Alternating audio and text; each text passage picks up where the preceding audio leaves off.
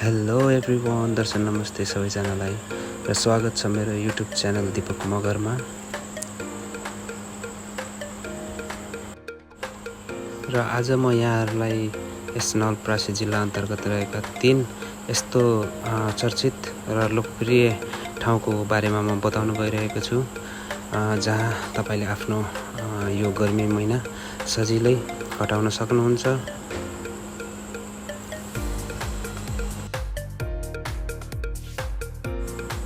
सोही 3 लोकप्रिय स्थलमध्ये यो सिमसार ताल, जुन बर्दघाट नगरपालिका बुता गाउँभित्र आम्बास गाउँ भन्ने ठाउँमा रहेको यो सिमसार ताल पहिलो नम्बर। यहाँ देख्न सक्नुहुन्छ तपाईहरू ताल, माछा पोखरी र यस्तै फोटो खिच्नको लागि अति नै राम्रो र सुन्दर प्रकृतिको काखमा रहेको यो स्थल देख्न सक्नुहुन्छ।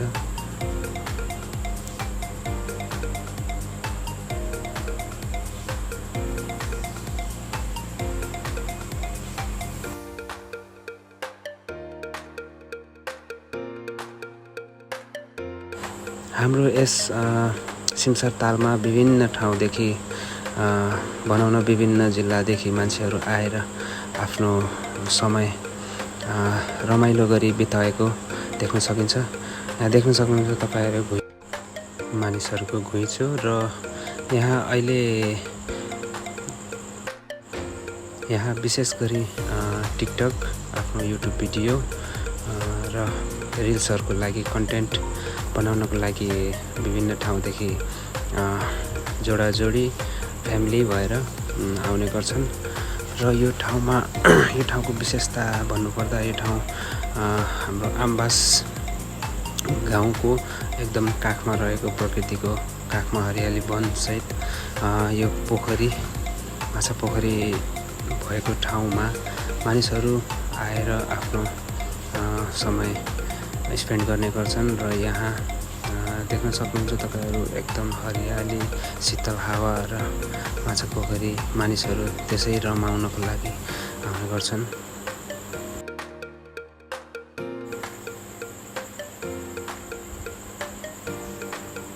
यहाँ तपाईहरू देख्न सक्नुहुन्छ नेपालको झन्डा राखिएको छ पोखरीको बीचमा।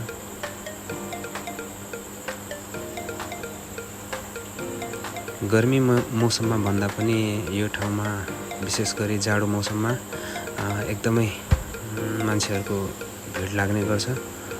र यहाँ शौचालयको व्यवस्था छ, खानेपानीको व्यवस्था छ, कुर्सीको व्यवस्था छ र फोटो खिच्नको लागि यहाँ 2-3 जना दाजुभाइहरू आफ्नो DSLR क्यामेरा लिएर आफ्नो यो घुम्ने ठाउँको मान्छेहरूलाई सुविधा दिएर आइराख्नु भएको छ।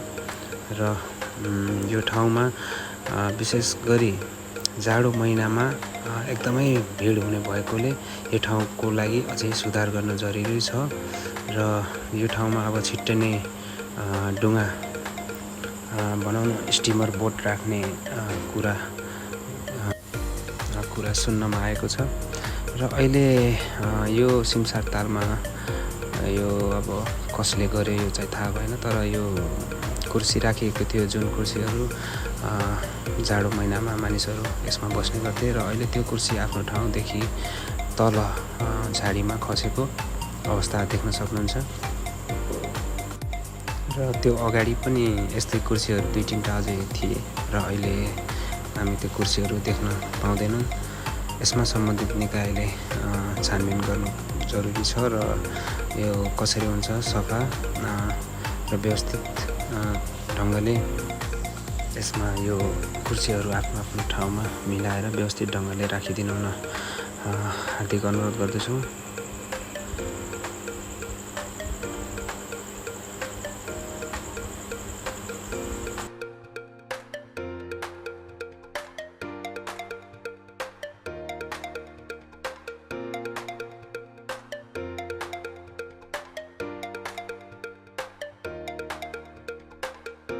त्यसै गरी यो फोहोर जथाभावी फालेको पनि देख्न सकिन्छ।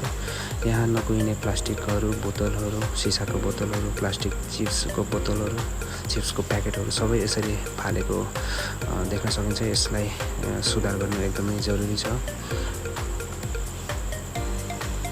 र हालैमा यो सिमसारतालमा प्रवेशद्वारमा यसरी सरसफाइको लागि भनेर शुल्क 10 रुपियाँ उठाउने गरिएको छ।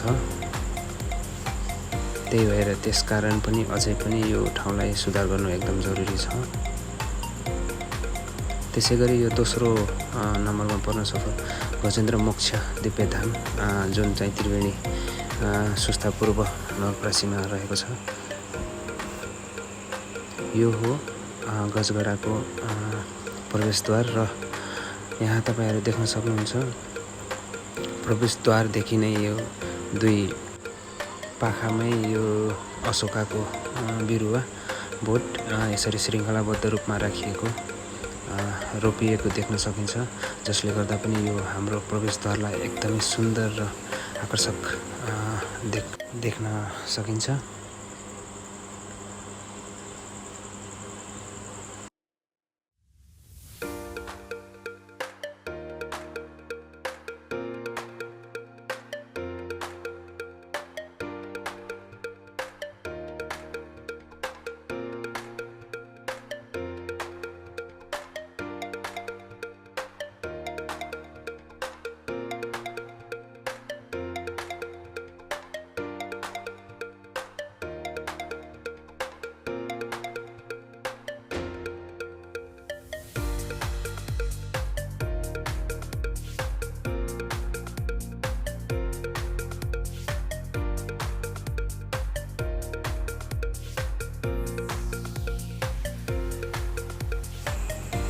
यहाँ प्रवेश गर्ने बित्तिकै तपाईहरु देख्न सक्नुहुन्छ यहाँ एउटा भवन रहेको छ जुन चाहिँ सिसमहलको नामले चिनिन्छ।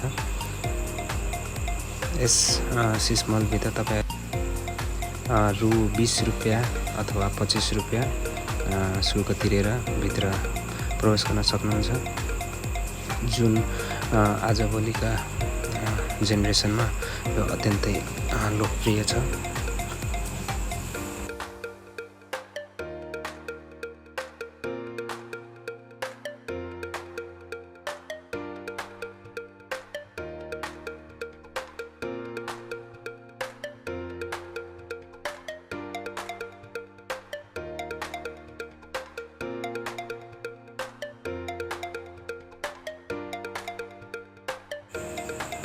सायद गर्मीको महिना भएर नै होला यो ठाउँमा त्यति घुइँचो देखिएको छैन, तर जाडो महिनामा भने अत्यन्तै भिड रहने गरेको छ।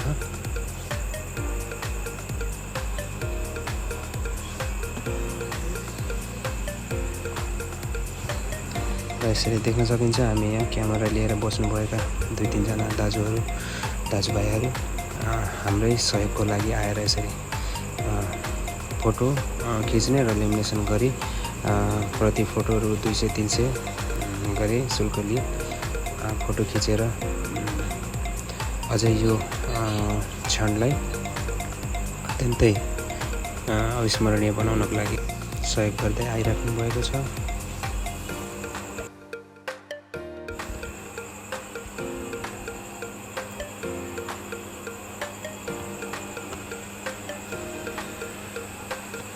यसैगरी हामी गजेन्द्र मोक्ष दिव्य मोक्ष धामदेखि अलिकति अगाडि तर्फ लाग्छौं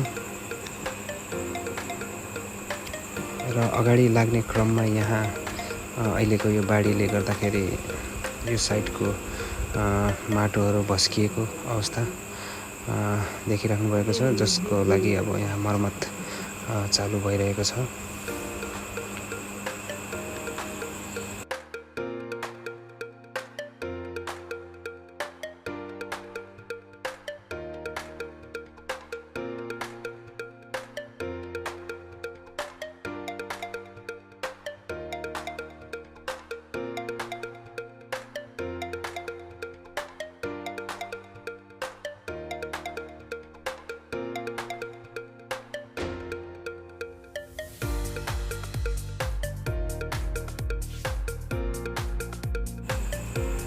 यहाँ कुल 5 शाला रहेको छ, जसमा यज्ञशाला, धर्मशाला, गौशाला र यस्तै अन्य 2 शाला रहेको छ। तपाईहरु यो सुन्दर दृश्य हेर्दै यहाँ सिँढीदेखि तल गएर पवित्र जललाई स्पर्श गर्न सक्नुहुनेछ।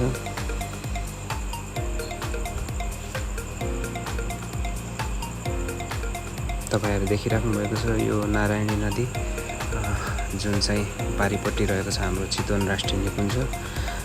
यो पारिपट्टि पनि रहेको छ एउटा वाल्मीकि आश्रम जहाँ सीता माता पाताल प्रवेश गर्नुभएको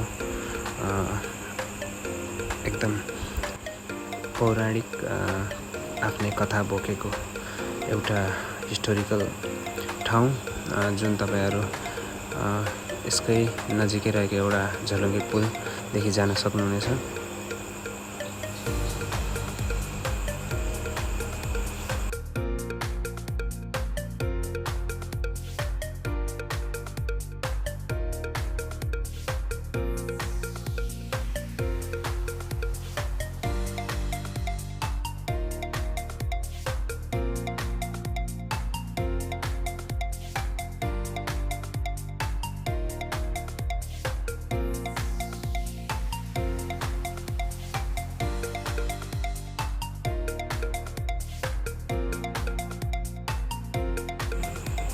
यहाँ विभिन्न ठाउँदेखि आएर मानिसहरू यसरी जल स्पर्श गर्दै यहाँको एकदमै सुन्दर दृश्य हेर्दै आफ्नो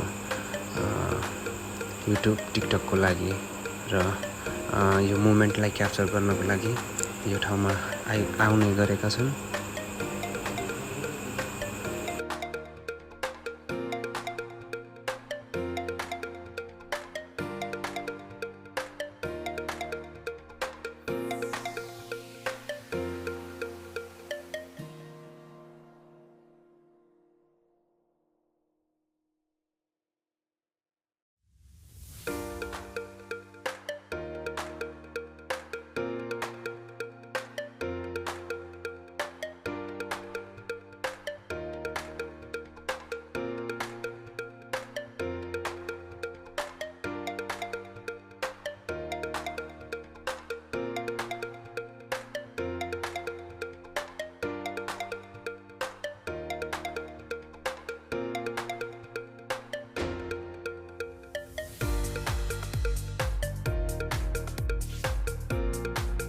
जल स्पर्श मात्र होइन, यहाँ मानिसहरू आएर स्नान गर्ने गर्छन्।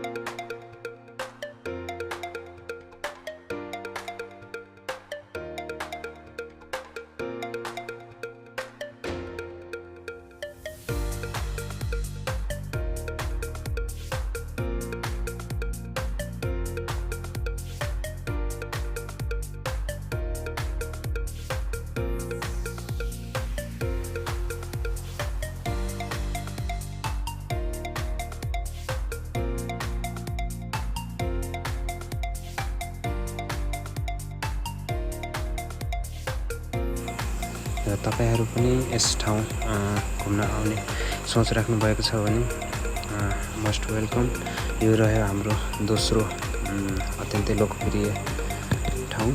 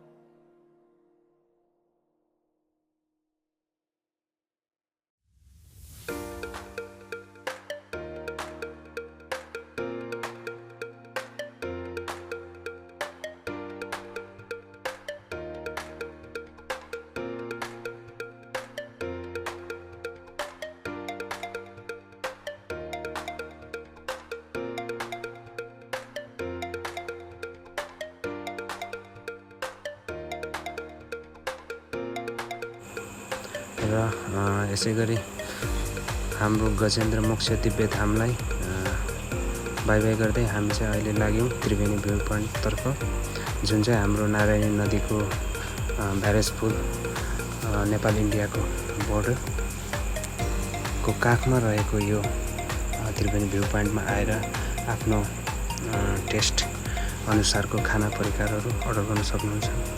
विभिन्न परिकारका खाना पाइनको साथै यहाँ बच्चाहरूलाई खेल्नको लागि खेल मैदान पनि रहेको छ।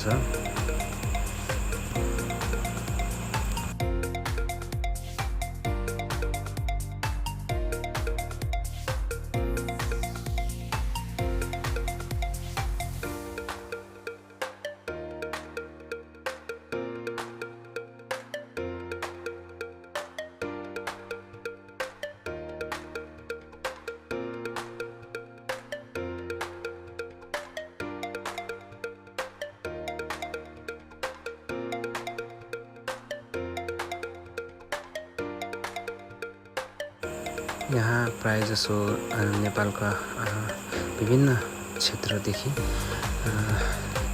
त्यस लगतै यो इन्डियादेखि मानिसहरू आउने गर्छन् र यो रह्यो खेल मैदान।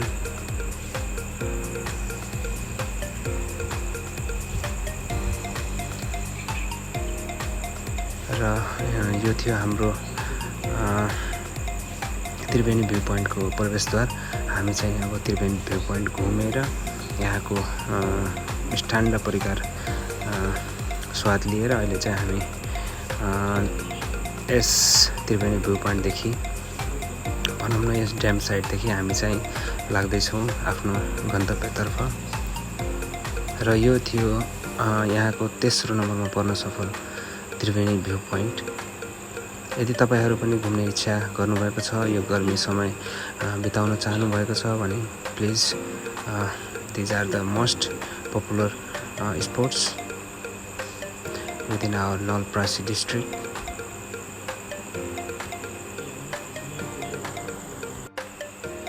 यो थियो मेरो पहिलो भोइस ओभर ब्लग। र यदि यसमा धेरै कमी कमजोरीहरू मैले महसुस गरेको छु र यदि तपाईँहरूलाई कहाँनिर कमी कमजोरी महसुस भएको छ मेरो भोइस ओभरमा प्लिज कमेन्ट गर्नुहोला।